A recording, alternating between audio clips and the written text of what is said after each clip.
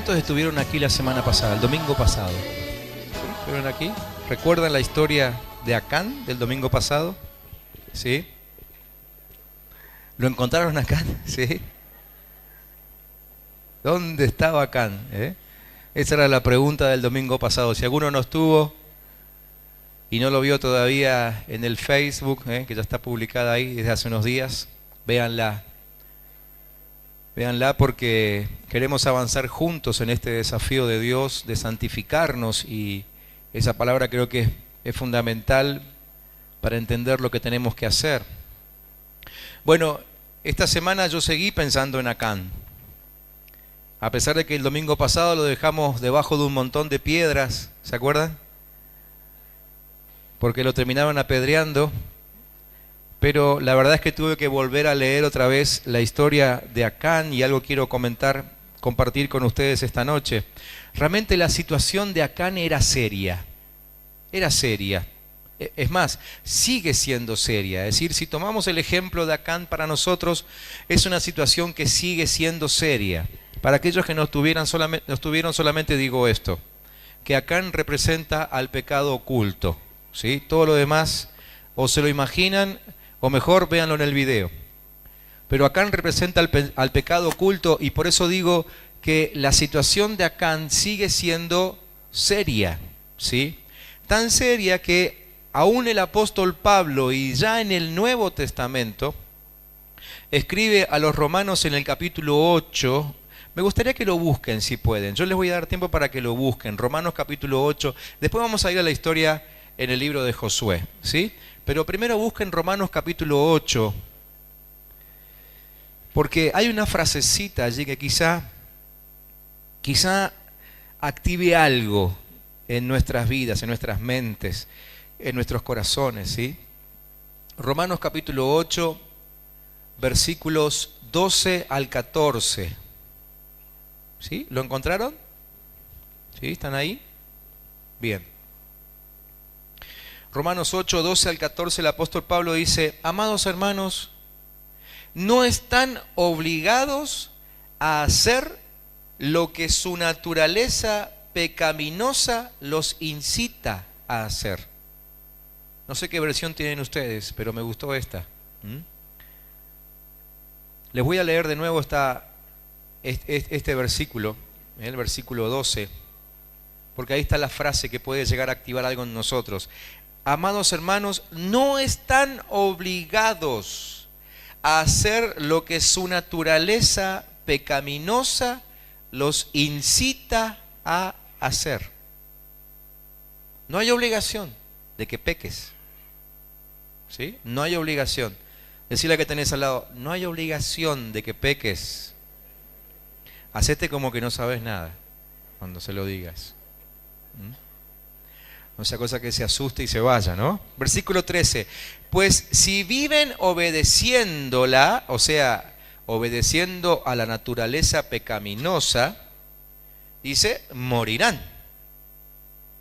Pero si mediante el poder del Espíritu, ¿mediante qué? El poder del Espíritu, no es mediante nuestro poder. Ahora vamos a hablar de eso. Mediante el poder del Espíritu hacen morir las acciones de la naturaleza pecaminosa, vivirán. Pues todos los que son guiados por el Espíritu de Dios son hijos de Dios.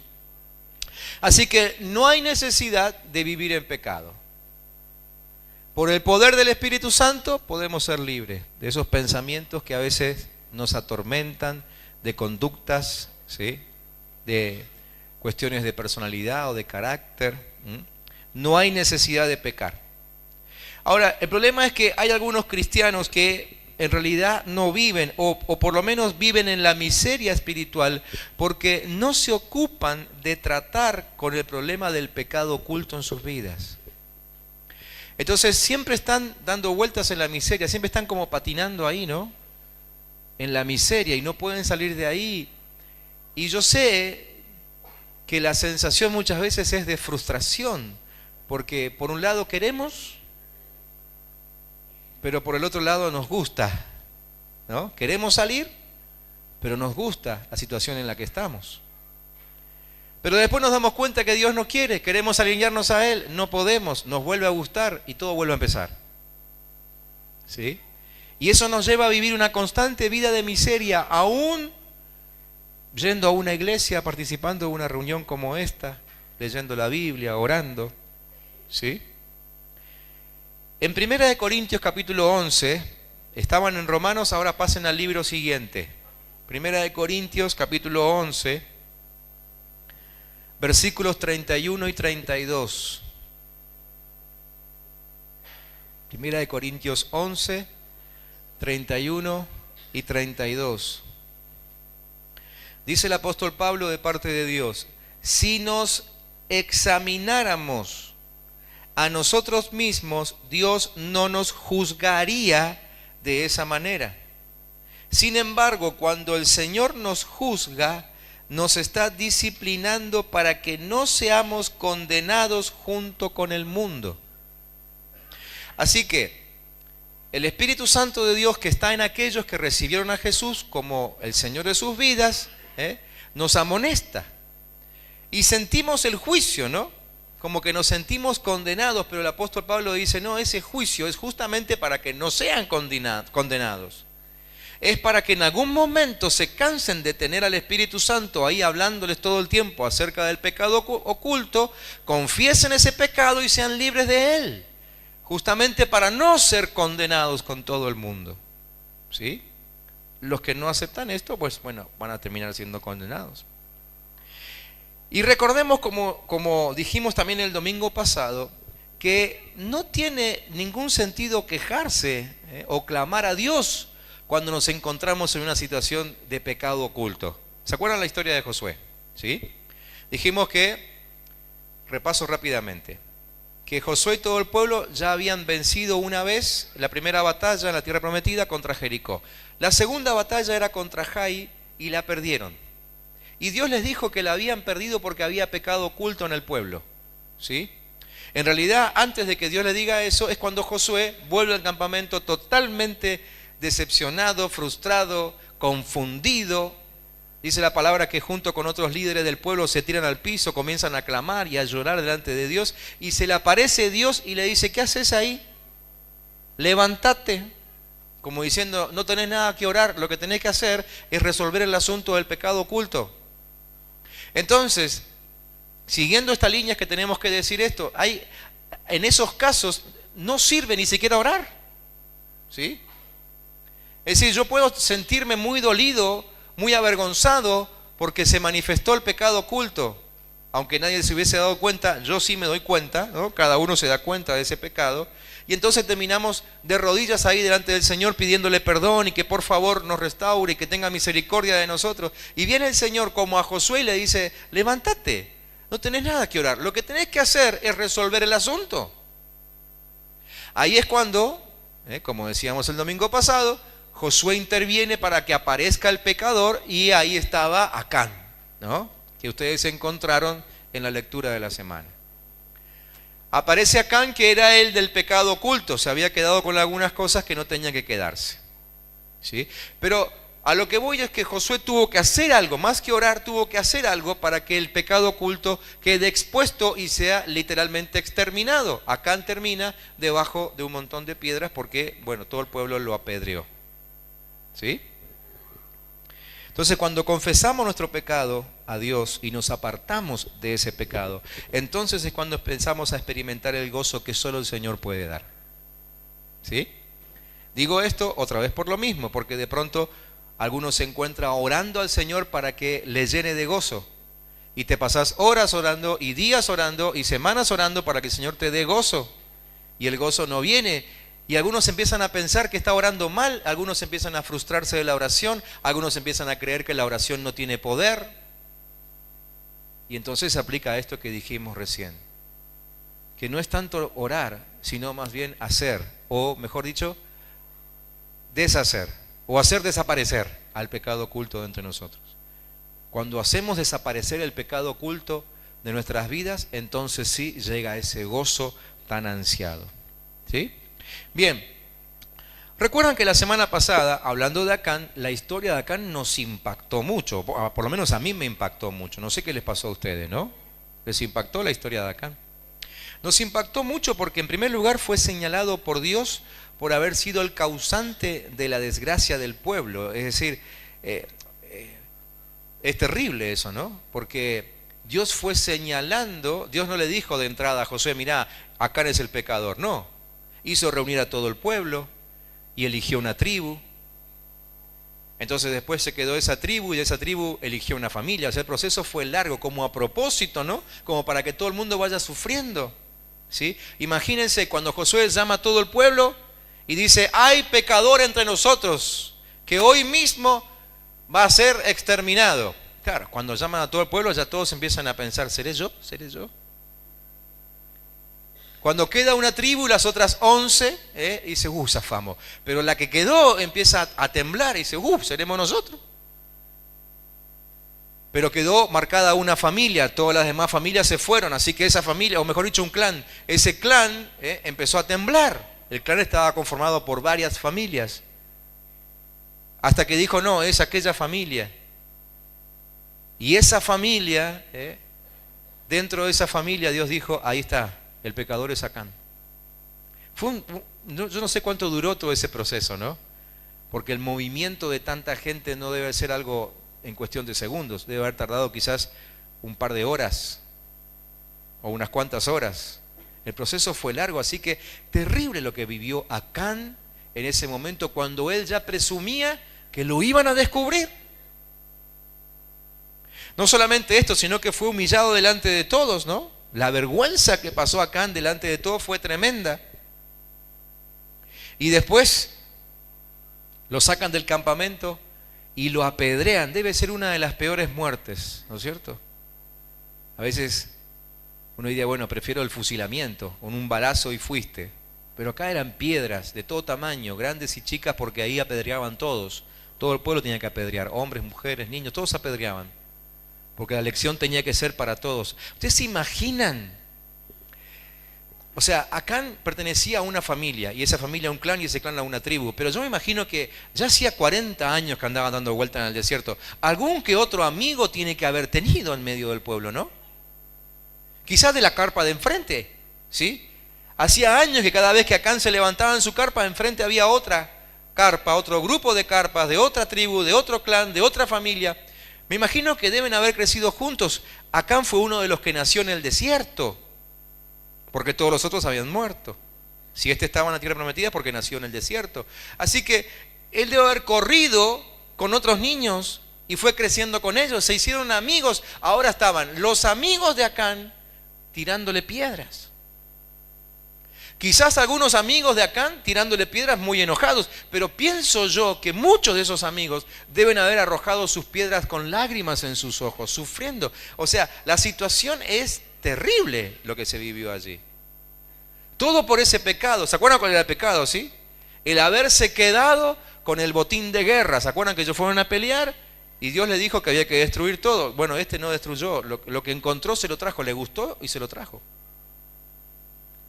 Así que ahí estaba, la situación era terrible, todos apedreándole, amigos llorando, pero tirándole piedras porque había que hacerlo, Dios lo dijo y había que apedrear. Pero quizá lo peor de todo quizá fue que junto con Acán apedrearon a toda su familia, que evidentemente no sabían nada. ¿Te imaginas? La esposa de Acán, mientras le arrojaban piedras gritándole a Acán, diciéndole, Acán, ¿qué hiciste? ¿Qué hiciste? ¿Te imaginas a los hijos, hijitos, no sé qué edad tenían, la Biblia no lo dice, los hijos de Acán llorando? Porque están siendo apedreados por algo que hizo su padre, de lo cual ellos no estaban ni enterados. Es terrible la situación. ¿Se pueden imaginar eso? Terrible la situación. Pero entonces llegamos al capítulo 8. Ahora sí, busquen en sus Biblias Josué capítulo 8.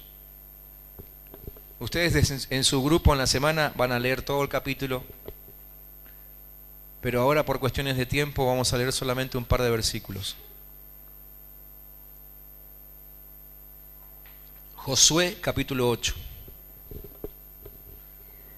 La verdad que cada vez que se me viene la imagen de una familia destruida a causa del pecado de un integrante de la familia, es terrible eso. Solo pensar que mi pecado puede afectar a mi familia, eso es tremendo, ¿no? Es tremendo, ¿no es cierto? Josué capítulo 8. ¿Están ahí? Cuando empieza el capítulo 8, leemos lo siguiente: que el Señor exhortó a Josué y le dijo así: no tengas miedo ni te acobardes. ¿Sí? Acán ya estaba muerto, ¿sí? Ya había pasado la situación. Toma contigo a todo el ejército y ataquen la ciudad de Jai. Yo les daré la victoria sobre su rey y su ejército. Se apropiarán de su ciudad y de todo el territorio que la rodea. Tratarás a esta ciudad y a su rey como hiciste con Jericó, la primera ciudad que habían atacado, y con su rey. Sin embargo, podrán quedarse con el botín de guerra y todo el ganado. Cuando yo leí esto, se me cayeron las medias y eso que estaba en hojota. Lo primero que se me vino a la mente, le dije a Marina, cuando leí, porque ya lo había leído otras veces este pasaje, ¿no? Pero esta vez me causó impresión. Lo primero que se me vino a la mente es una escena del Chavo del Ocho. ¿Vieron? Es como cuando el Chavo va y le pide a Kiko: ¿me prestás la pelota? No. ¿Me prestás la pelota? No. Dale, di que sí, di que sí, di que sí, di que sí. No te presto. Y cuando el Chavo se da vuelta y dice: acabo que ni quería, entonces Kiko dice: tomá, te la presto, ¿no? Me hizo acordar a la escena del Chavo del Ocho. ¿Cómo es? Fue tremendo lo que acaba de suceder. Todo un pueblo consternado por la muerte de Acán, porque se quedó con un pedazo de oro, unas cuantas monedas de plata y un manto de Babilonia. Tremendo que todo el pueblo tuvo que ver como toda su familia era asesinada a piedrazos. Y ahora Dios dice, muy sueltito, quédense con todo. Dígame si estos pasajes no son de esos pasajes que a uno le hace pensar que Dios es injusto. Antes de que lo piensen ustedes, se lo digo yo. Por eso espero que nadie se levante y se vaya ahora, porque se va a ir con la idea de que Dios es injusto. Pero esta es la lección que esta noche necesitamos aprender. Y de eso les quiero hablar hoy. Tenemos que examinar ese pasaje. Cuando ustedes se encuentran con pasajes así, controversiales, esos son los pasajes a los que hay que sacarle el jugo. Porque ahí hay una verdad de parte de Dios. Entonces, lo primero que me anoté yo en mis apuntes después de darme cuenta de eso fue: Acán entonces no fue la única causa de la derrota. Acá hay más lecciones que tenemos que aprender. Claro, ahora el pueblo de Israel obviamente que estaba más predispuesto a aprender otras lecciones, ¿no? Imagínense, acababan de ver cómo mataban a Acán, ellos mismos arrojaron unas cuantas piedras cada uno, así que ahora todo el mundo prestaba mucha atención a todo lo que Dios dijera, y ellos se dieron cuenta de que había más lecciones que aprender. Y creo que después de la impresión que nos causó la historia de Acán, nuestros oídos también están mucho más susceptibles, ¿no?, a entender y a prestar atención qué es lo que realmente Dios quiere. Creo que hay varias lecciones, o por lo menos 3 que me anoté yo, que necesitamos aprender, además de la que ya aprendimos la semana pasada. La primera de ellas es esta. Para aquellos que quieran tomar nota, voy a ir lento. La primera lección que tenemos que aprender es esta: cuando Dios da permiso, entonces sí se puede tomar el botín. Repito, cuando Dios da permiso, entonces sí se puede tomar el botín. Claro, es que el pueblo se confió en que la primera vez Dios le dio permiso. La primera vez, Dios le habló a ellos acerca de lo que iban a cosechar en la tierra prometida. Todo es de ustedes, ¿sí? Así que vayan, hagan esto, hagan lo otro. Y el pueblo se confió. O por lo menos Acán se confió en que si Dios había dicho la primera vez que bueno, que todo esto es mío, entonces, ahora me lo quedo. Si Dios dio permiso. Mientras escribía los apuntes me acordé de una situación en mi infancia. No sé a cuántos de ustedes le ha pasado, ¿eh? A mí mi mamá me decía muchas veces, me decía, todo lo que hay en casa está para comer. ¿A cuánto le decían eso en su casa? ¿Sí?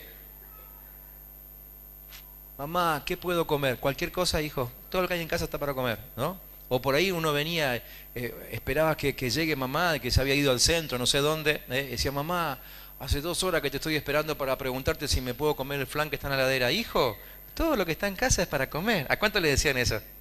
¿Sí? Pero bastaba que le metas el dedo a la torta para que venga mamá y te diga, no, es para cuando venga la visita. Y entonces vos te quedabas absolutamente confundido. Entonces, eso no es para comer. ¿No es cierto? ¿Le pasó o no le pasó? Me pasaba a mí nada más. Entonces, ¿es o no es para comer? Es que creo que en eso justamente consiste la madurez. La palabra madurez puede tener distintas definiciones, pero yo me escribí mi propia definición en base a esta experiencia. Y escribí así, que madurez es llegar a pensar como papá. Madurez es llegar a tener el sentido común de papá. ¿Sí? ¿No les pasó a ustedes, con sus hijos quizá, ¿no? Que a medida que sus hijos van creciendo, los más grandecitos corrigen a los menores, ¿no es cierto? Y cuando el menor le va a pasar el dedo a la torta, viene el más grandecito y le dice, ni se te ocurra que esa torta la hizo mamá para cuando venga la visita, ¿no? Entonces, el mayor ya está empezando a madurar. ¿Por qué? Porque está alcanzando el nivel de sentido común de papá y de mamá. Ya está sabiendo que eso que es para él, que es de todos, pero en realidad se puede usar solamente en determinadas ocasiones, ¿sí? Eso se llama sentido común. Entonces, madurez es llegar a tener el sentido común de papá. Y muchas veces los cristianos tenemos problemas con eso, porque como Dios no anda diciéndonos todos los días sobre qué nos da permiso y sobre qué no nos da permiso, entonces nos la creemos, como ayer me dio permiso, hoy me tomo licencia también, ¿no? Y me equivoco y recibo el reto de Dios. Y bueno, y a veces sufro las consecuencias, ¿no es cierto? Por eso es que tratamos y necesitamos madurar. ¿Por qué? Porque cuanto más madure, más nivel de sentido común alcanzo, igualando a Dios. Entonces yo ya no necesito que Dios me diga, sí, te doy permiso. Yo ya sé lo que piensa papá. Y si yo escuché que iba a venir visita, inmediatamente mi sentido común madurado asocia eso con la torta que está en la heladera. Y yo mismo, sin preguntar a mamá y sin que nadie me rete, ya digo, no la voy a tocar hasta que venga la visita, ¿no? Eso es madurez. Uno va madurando, alcanzando el pensamiento de papá y de mamá. A ese nivel tenemos que llegar nosotros, y creo que era un problema que en el pueblo de Israel tuvieron, ¿sí? Porque ellos no entendieron que Dios a veces da permisos y a veces no. Porque Él como Padre nuestro sabe bien qué nos conviene y qué no nos conviene. O en todo caso, qué necesitamos y qué no necesitamos. Acá no necesitaba un manto de Babilonia. Si Dios le iba a dar la riqueza de la tierra completa. Acá no necesitaba unas monedas de oro que quién sabe quién las había fabricado, ni monedas de plata. No necesitaba eso. Si Acán iba a tener no solo lo que necesitaba, sino aún más que eso. Pero él no había alcanzado la madurez, y el no alcanzar la madurez le costó la vida. Entonces, a veces entendemos los permisos de Dios y a veces no los entendemos. Pero como por no entender muchas veces morimos, como le pasó a Acán, entonces no importa mucho si entendemos o no entendemos, lo que importa es que obedezcamos. ¿Sí? Ustedes papás, mamás, no les importa mucho si su hijo entiende lo que pasa dentro de esos agujeritos que están aplicados a la pared, ¿no? A los que llamamos enchufe. Importa poco. Si el nene se acerca con sus dedos a esos dos agujeritos, ¿ustedes qué van a hacer? Le van a dar una lección de electromecánica, ingeniería, no sé qué, ¿no? ¿Qué van a hacer? Primero un buen grito, depende de la distancia a la que estén, ¿no es cierto? Si no, va al chirlo directo.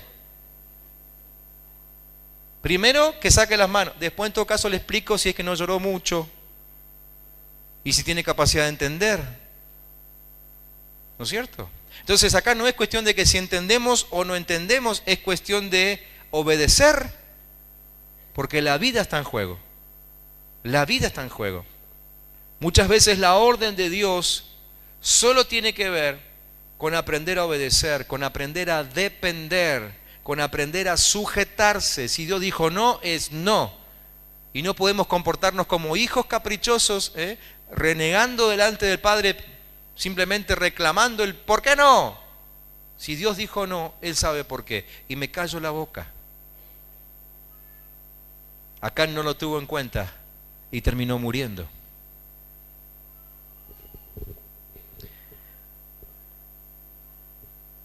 Cierren todos sus ojos porque necesito hacer una pregunta.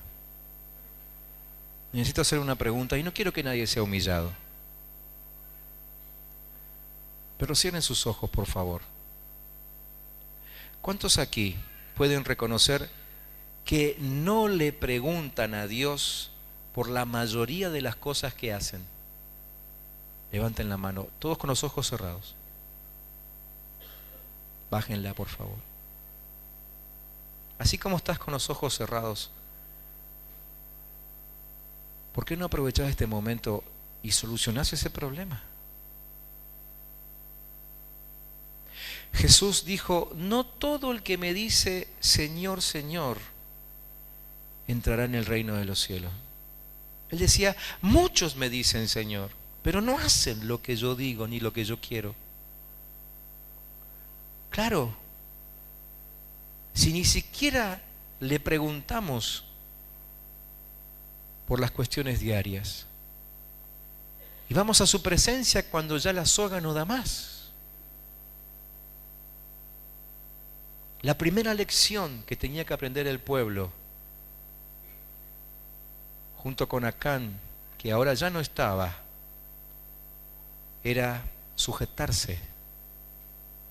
Entiendas o no entiendas lo que Dios dice, pero te conviene sujetarte, porque tu vida depende de eso. Si alguien tiene necesidad ahí en su lugar de pedir perdón a Dios por no haberle consultado a Él, pídanle perdón. Si alguien ahora se da cuenta de que muchos de los problemas en los que está metido es justamente porque no le preguntó a Dios primero, reconózcanlo. Díganle, Señor, yo reconozco que sobre esto no te pregunté nada. Y sé que por eso ahora me está yendo como me está yendo.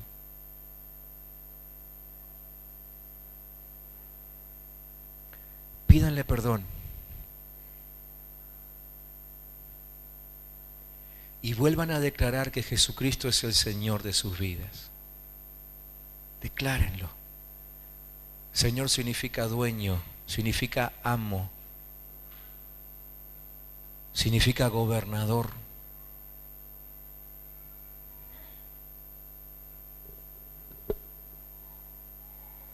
Es un tema de vida o muerte.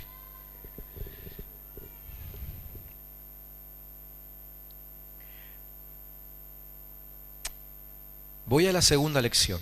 Si quieren pueden abrir sus ojos. Segunda lección que el pueblo tenía que aprender.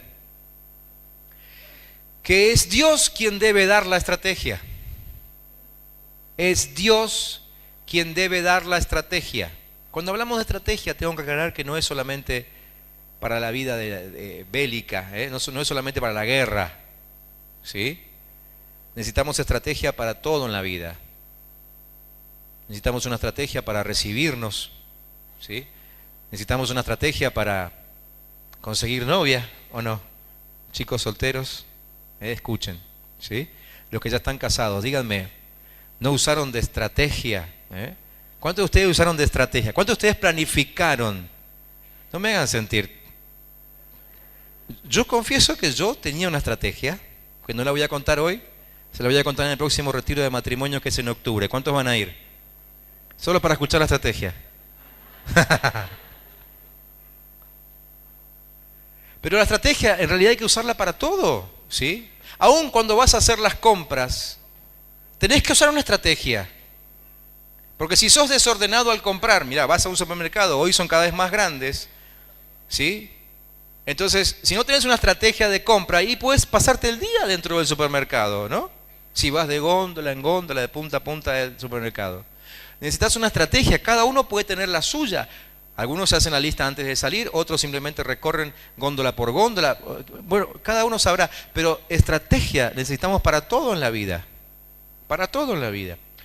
Entonces, la primera vez, cuando Israel peleó contra Jericó, Dios le dio una estrategia bien estilo Dios, ¿no?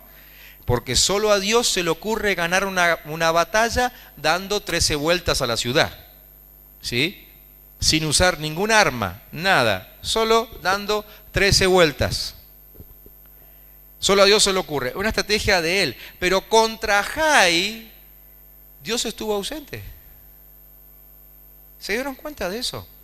Si releyeron el capítulo 7, con atención se tienen que haber dado cuenta de que Dios no participó en la estrategia de ataque contra Jai. Simplemente Josué mandó a algunos espías. Los espías vinieron y dijeron, mirá, la verdad, no son muchos en ese pueblo. No hace falta que canses a todos los soldados luchando aquí. Con 3.000 hombres está bárbaro, ¿sí? Con 3.000 hombres está bárbaro. Así que Josué, ¿qué hizo? Mandó 3.000 hombres que así como fueron, salieron corriendo.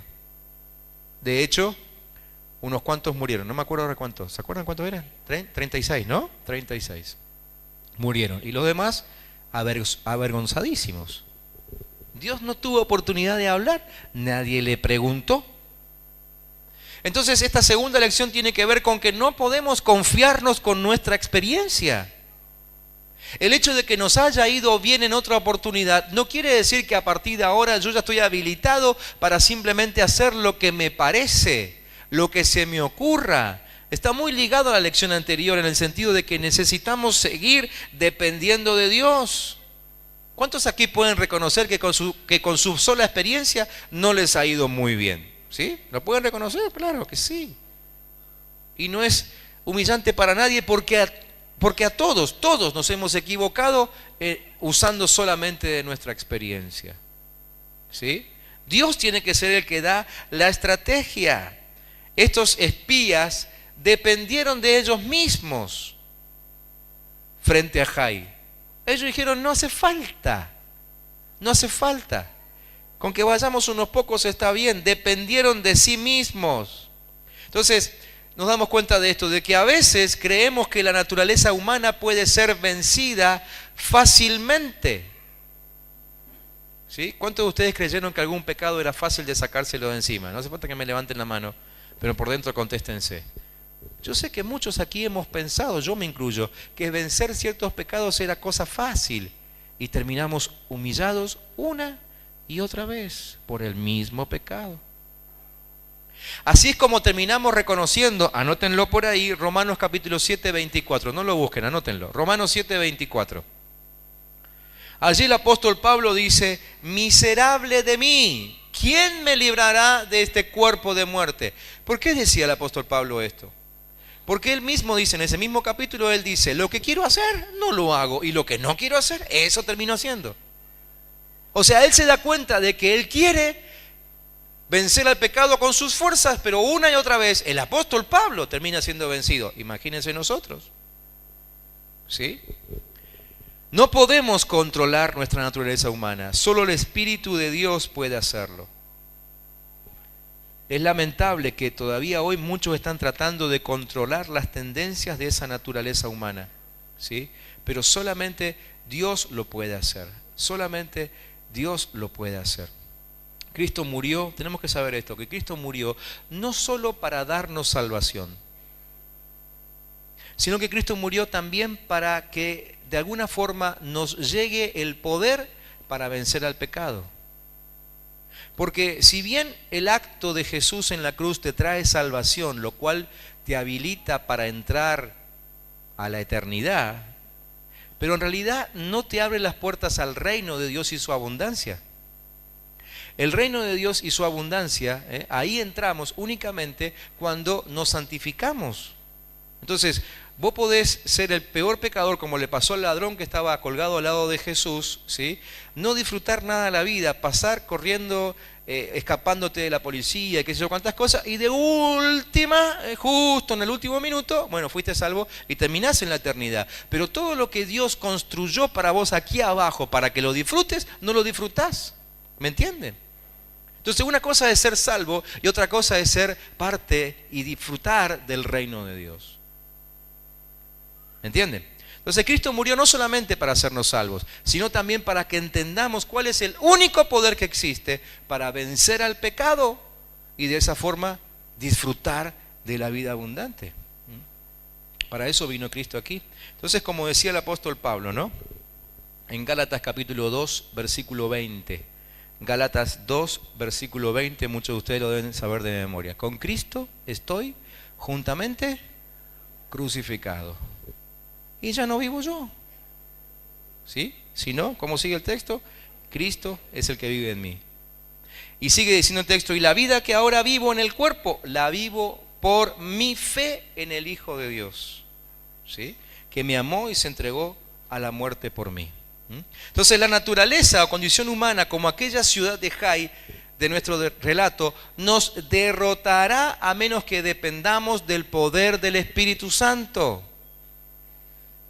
Si no dependemos del poder del Espíritu Santo, si no pedimos una estrategia a Dios, difícilmente podremos vencer todas nuestras batallas. Te puede ir bien en una que otra, pero la verdad es que siempre vas a seguir deteniendo tu marcha a causa de algunas batallas que nunca vas a poder vencer, salvo que tengas una estrategia de Dios. No sé si alguno de ustedes alguna vez se puso a pensar que para vencer ese pecado que tanto los aqueja, deberían pedirle una estrategia a Dios. Yo creo que la mayoría de los que estamos aquí hemos hecho lo que decíamos desde el domingo pasado, hemos orado y hemos pedido a Dios que nos libre del pecado, pero ¿cuántos de nosotros realmente nos sentamos un día delante del Señor con lápiz y papel diciéndole a Dios, yo necesito ser libre de esto? Quiero que ahora me dictes una estrategia para escapar de este pecado, para destruir este enemigo que tengo. ¿Alguien aquí lo hizo así alguna vez? Pero es lo que la segunda lección nos está enseñando. Dios tiene que dar una estrategia. Así que sería muy buena idea que si estás peleando con algún pecado en este tiempo, pero querés salir de ese lugar definitivamente, que ahora cambies tu forma de hablar con Dios y ya no te tires tanto de rodilla al piso llorando con lágrimas una y otra vez por el mismo pecado, sino que te sientes en tu escritorio, hables con el Señor cara a cara y digas, se terminó, basta, no quiero más esto, dame, Señor, ahora la estrategia. Decime cómo voy a vencer este pecado de una vez por todas. Y Dios te lo va a decir, quizás en una sentada, quizás en dos, quizás en tres, no sé.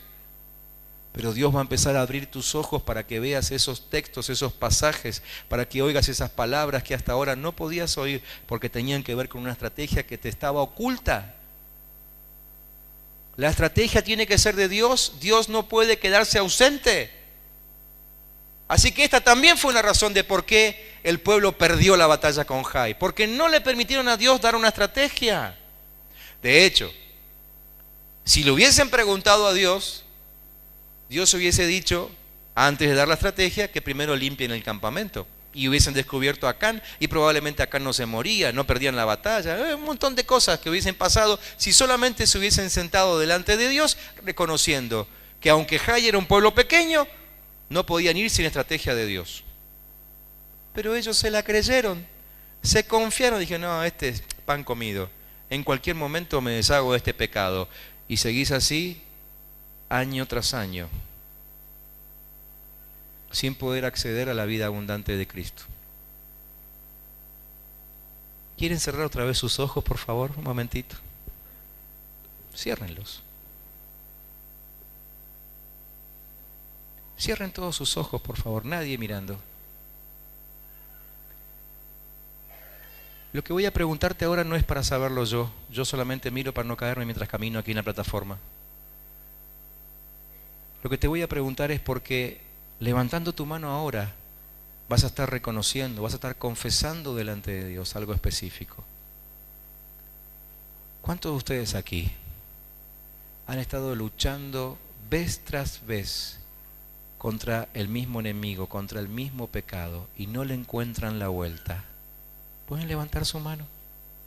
Levántenla y la bajan inmediatamente.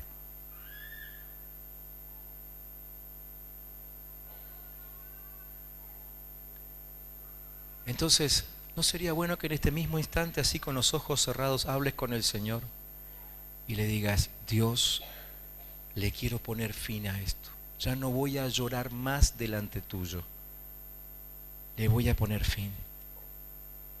En el nombre de Jesús te pido que me des una estrategia para salir de este pecado, para librarme de este pecado.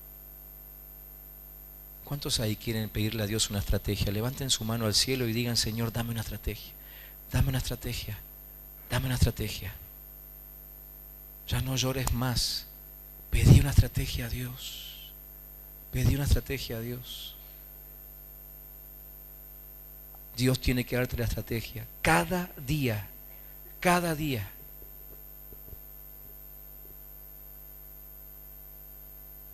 Bien, si quieren pueden abrir los ojos. Tercera y última lección por hoy. ¿Me aguantan unos minutos más? Los que dijeron sí se pueden quedar, los demás se pueden retirar en silencio. Tercera y última lección de hoy. La tercera lección es: no hay que subestimar al enemigo. No hay que subestimar al enemigo.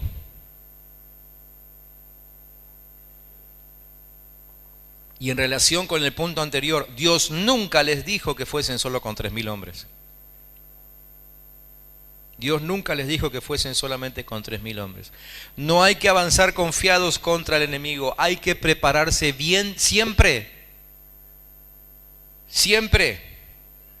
No confiarnos de nuestras fuerzas. Escuchen esto.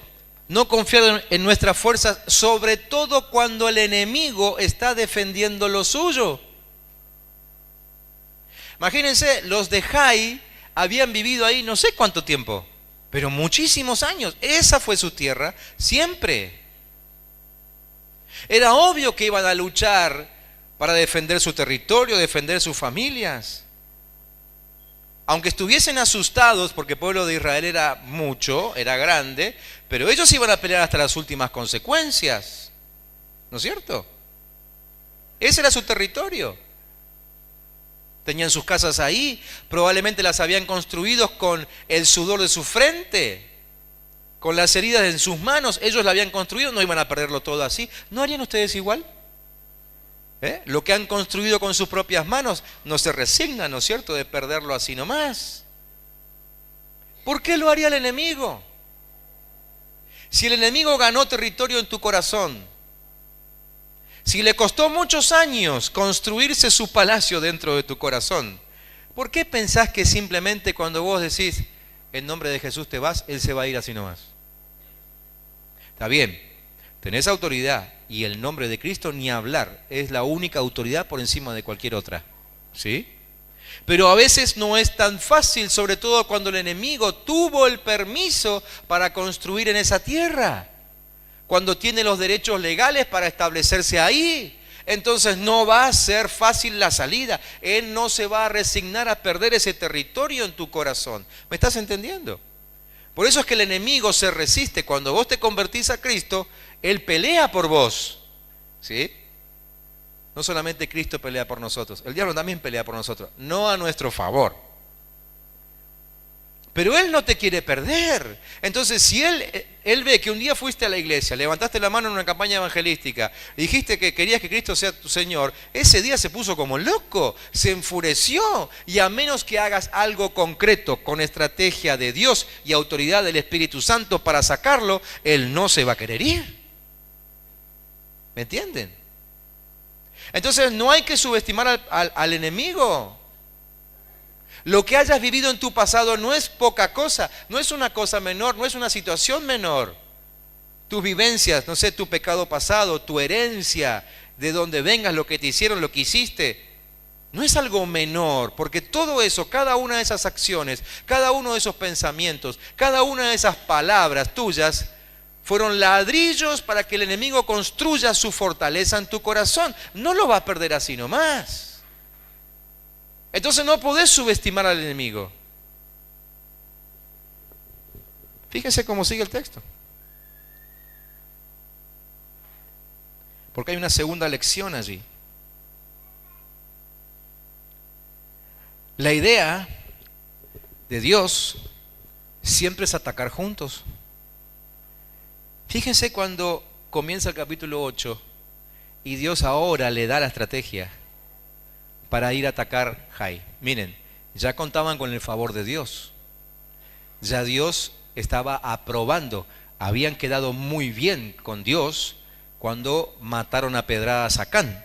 Así que Dios ahora ya no está más enojado. Dios estaba a su favor. Ahora Dios podía hablar. Por lo tanto, ahora Dios podría haber dicho, bueno, ahora sí vayan con 3.000. Y con los mismos 3.000, menos 36 que se murieron, yo le voy a dar la victoria. Pero no. ¿Qué le dijo Dios a Josué? Toma todos tus hombres de guerra. Toma todos tus hombres de guerra.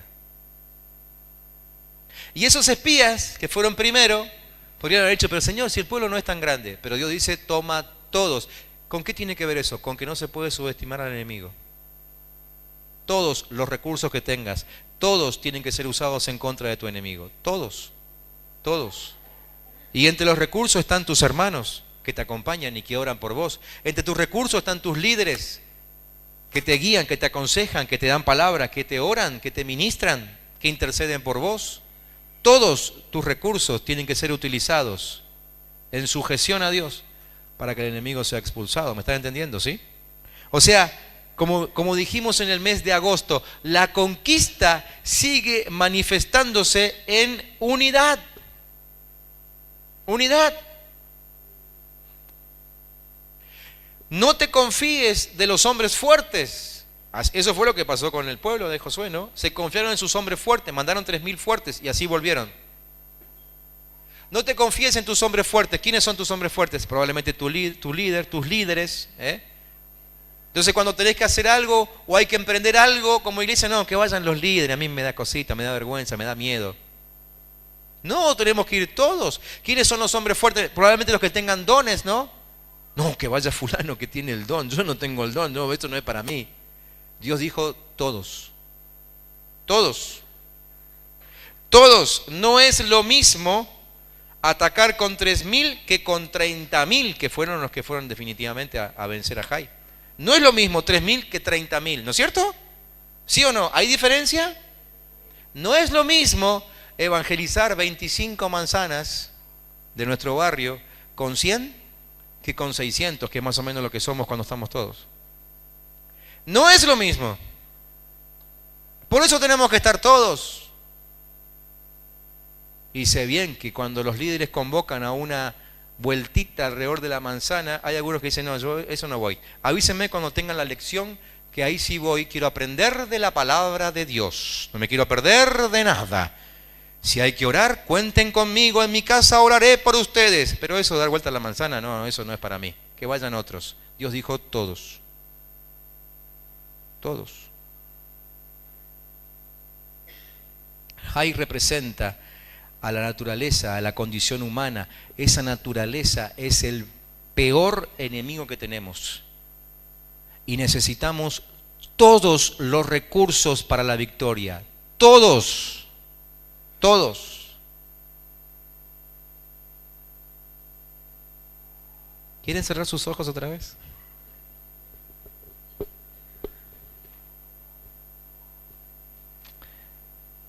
¿Cuántos aquí reconocen que han subestimado al enemigo?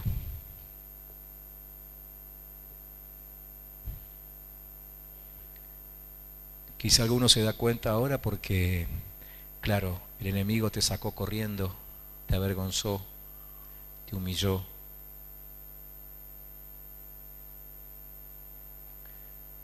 ¿Por qué no hablas con tu Padre Celestial y le decís: Señor, la verdad que subestimé a mi enemigo? Parecía poca cosa, parecía algo menor. ¿Qué es subestimar? Subestimar es cuando decís: no pasa nada, lo voy a controlar, es pan comido, y te voltea una y otra vez. No subestimes, no subestimes.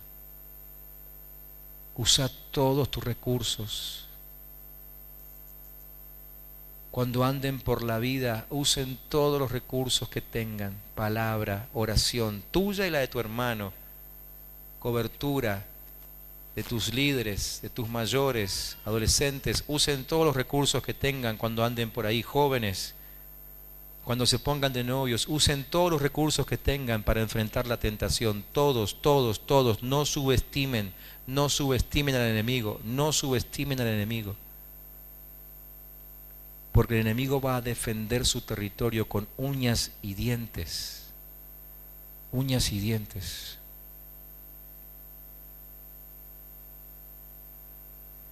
¿Alguien aquí necesita pedir perdón a Dios por haber subestimado al enemigo? Habla con el Señor. Decirle: Señor, perdón. Me la creí.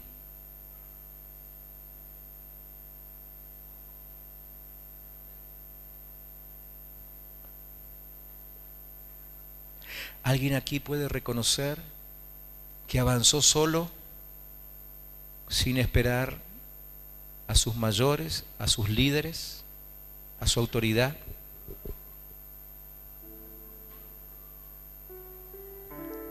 Si alguien aquí lo está reconociendo, pida perdón.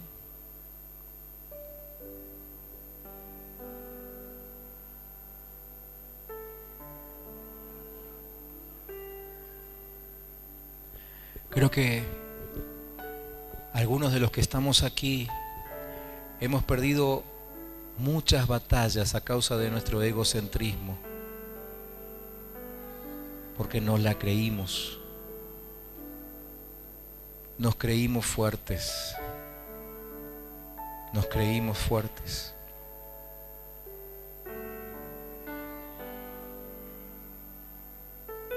Creímos que podíamos solos.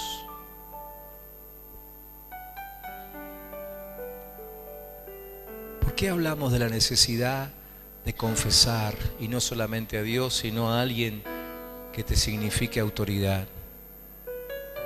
No es para humillarte. No es para avergonzarte. Creo que ya la mayoría saben que no somos de esas iglesias que andan exponiendo el pecado desde el frente, ¿no? Sino que tratamos por todos los medios de cuidarlos, pero justamente para cuidarlos es que siempre insistimos en que tengas tu líder a mano, lo tengas cerca, sepas reconocerlo y hables con él, no dejes pasar nada. No te hagas el fuerte. Los líderes mismos saben que no son suficientemente fuertes para pelear ninguna batalla solos.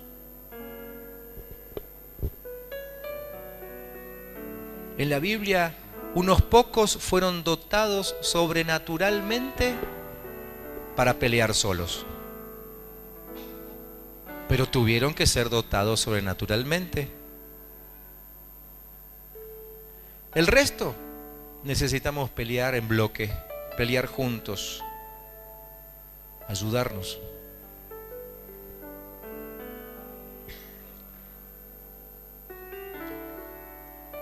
Si el pelear solo fue tu característica, pedile perdón a Dios ahí donde estás. Reconoce que fuiste egocéntrico.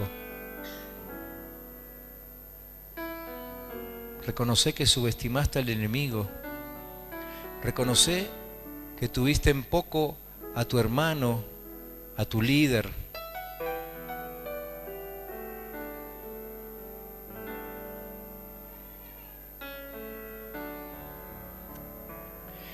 Y que hoy, en este día, comience una nueva forma de encarar tus luchas.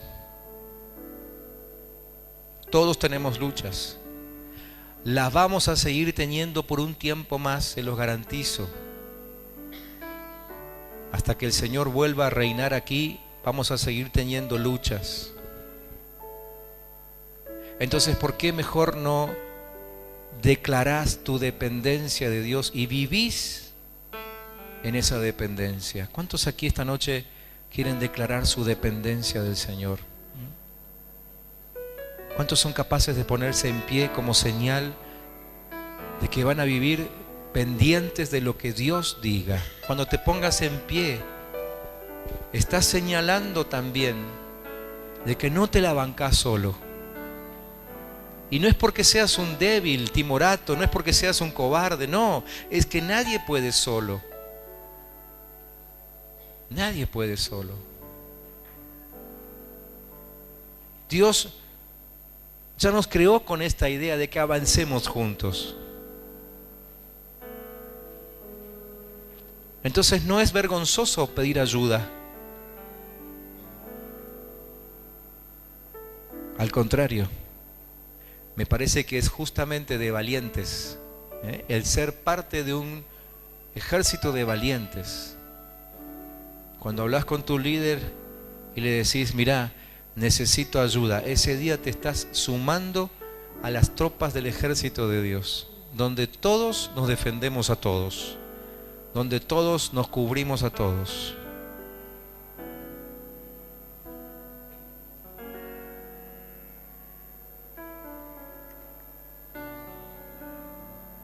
Te voy a ayudar con una oración, que en realidad va a ser mi oración, porque yo necesito también declarar mi dependencia de Dios. Así que si te sirve, levanta tus manos al cielo y decís junto conmigo: Padre Celestial, reconozco mi egocentrismo, mi orgullo, mi querer saber todo, pero hoy reconozco delante tuyo que no sé nada, y aún reconozco que me fue mal siguiendo mis propias experiencias. Te pido perdón.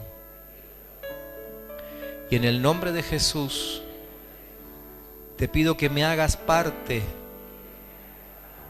de tu ejército de todos, donde todos somos uno. Me des la valentía para reconocer mis debilidades y la sabiduría para agarrarme de la fortaleza de mis hermanos. Yo te declaro, mi Señor, declaro que dependo de ti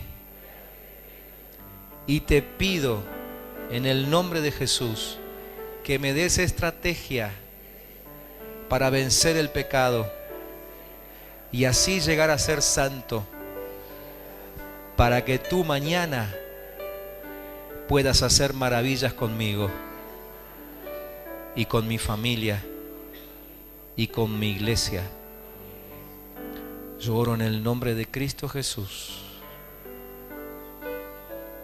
No te apures a abrir tus ojos ni a terminar este tiempo.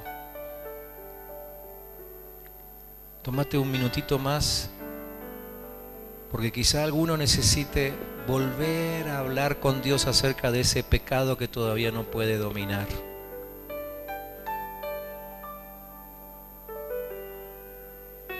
Habla con el Señor y decirle: Dios, yo sé que está mal. Reconozco que lo disfruté, pero hoy decido agradarte a vos. Desecho el agradarme a mí Porque si te agrado a ti, tú te preocuparás de que sea agradado en tus cosas. Yo sé que me deleitaré en ti. Abandono este pecado, y decilo con nombre y apellido, que sea bajito. Abandono este pecado. Lo saco de mí. Lo sepulto bajo del montón de piedras como Acán. Pero te pido estrategia para nunca volver a desenterrar mi pecado. En el nombre de Jesús.